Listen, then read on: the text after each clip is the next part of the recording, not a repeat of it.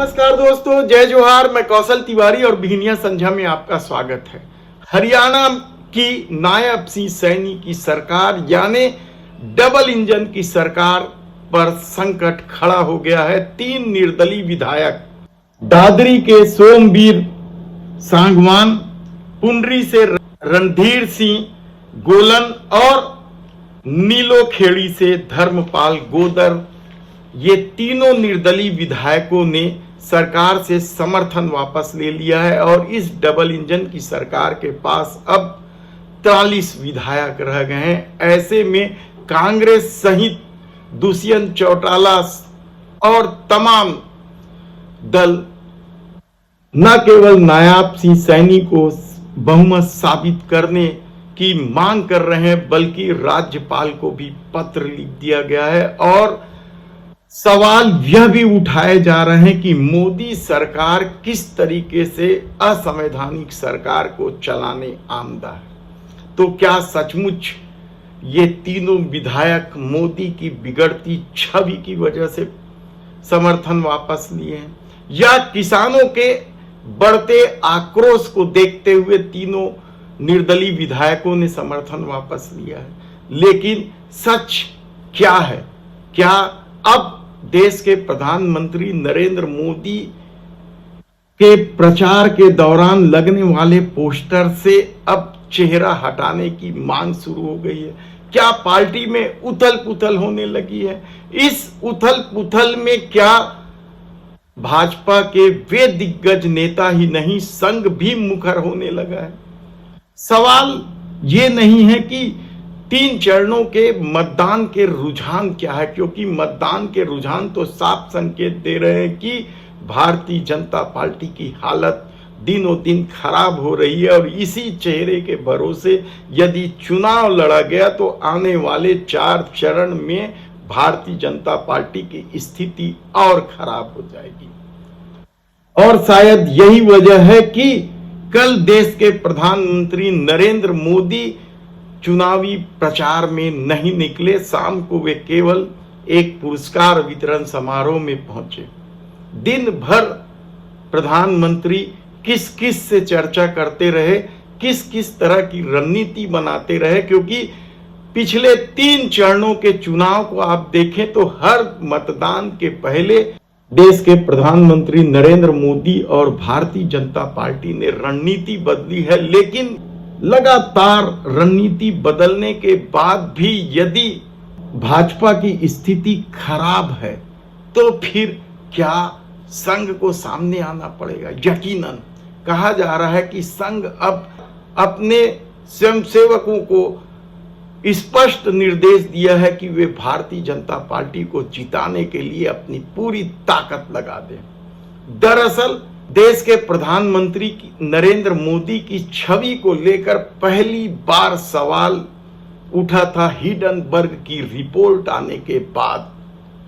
ये रिश्ता क्या कहलाता है कि गूंज पूरे देश में रही और शायद यही वजह थी कि आरएसएस को अपने मुखपत्र ऑर्गेनाइजर में लिखना पड़ा था कि मोदी की इस छवि के भरोसे चुनाव जीतना मुश्किल है।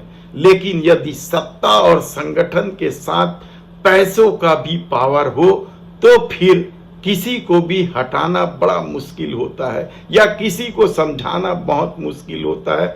ऐसे में नरेंद्र मोदी और अमित शाह को कोई कैसे समझा पाता?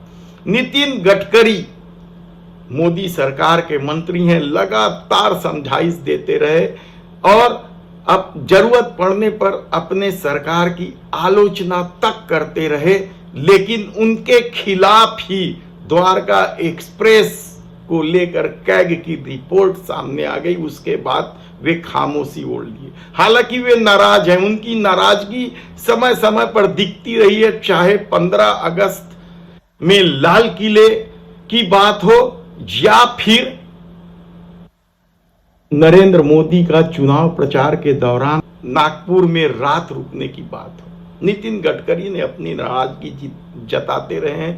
तो कहा जाता है कि योगी आदित्यनाथ भी गृह मंत्री अमित शाह से कम परेशान नहीं है और मोहन भागवत तो भारतीय जनता पार्टी या नरेंद्र मोदी के सामने इस कदर नतमस्तक है कि उसे लेकर कई तरह के सवाल उठते रहे। ये आरोप है कांग्रेस का कि मोहन भागवत नतमस्तक हो चले हैं, और शायद यही वजह है कि जब 400 पार के नारे के बाद संविधान बदलने और आरक्षण खत्म करने की गूंज बढ़ने लगी, तो मोहन भागवत को बेंगलुरु में आकर कहना पड़ा कि कोई आरक्षण खत्म नहीं होगा, कोई संविधान नहीं बदला जाएगा। इसके बाद भी जो छवि को लेकर चर्चा है उसमें भारतीय जनता पार्टी में उथल पुथल मचा दी है, और कहा जा रहा है कि बहुत सारे नेता अब चाहते हैं कि उनके राज्य में प्रधानमंत्री नरेंद्र मोदी प्रचार में ना आए। सूत्रों के हवाले से कहा जा रहा है कि उन राज्यों में उत्तर प्रदेश भी है। योगी आदित्यनाथ यह बात कह रहे हैं या नहीं यह अलग बात है, लेकिन कई प्रत्याशी दबी जुबान में कहने लगे हैं कि अब मोदी को प्रचार में हमारे क्षेत्र में न लाया जाए। तो इसी तरह की बात दूसरे राज्यों में, गुजरात में भी होने लगी है, या राजस्थान में होने लगी है, या किसान आंदोलन चल रहे दूसरे राज्यों में भी होने लगी है। पंजाब में भी इसी तरह की चर्चा शुरू हो गई है। तब ऐसी परिस्थिति में क्या अब प्रत्याशी खुद होकर देश के प्रधानमंत्री नरेंद्र मोदी की तस्वीर हटा देंगे पोस्टर से? ये बेहद ही चिंताजनक बात हो सकती है भारतीय जनता पार्टी के लिए। लेकिन यदि पार्टी में मोदी शाह की ऐसी पकड़ है कि नड्डा तक को किनारे कर दिया जाता हो, एक कार्यक्रम में किस तरीके से नड्डा को किनारे किया गया उसका वीडियो सोशल मीडिया में वायरल है, तब ऐसी परिस्थिति में आने वाले 4 चरणों में भारतीय जनता पार्टी की रणनीति क्या होगी, मोदी शाह की रणनीति क्या होगी, और प्रत्याशी अपने ढंग से किस तरह की रणनीति बनाएंगे, यह देखने की बात होगी। धन्यवाद।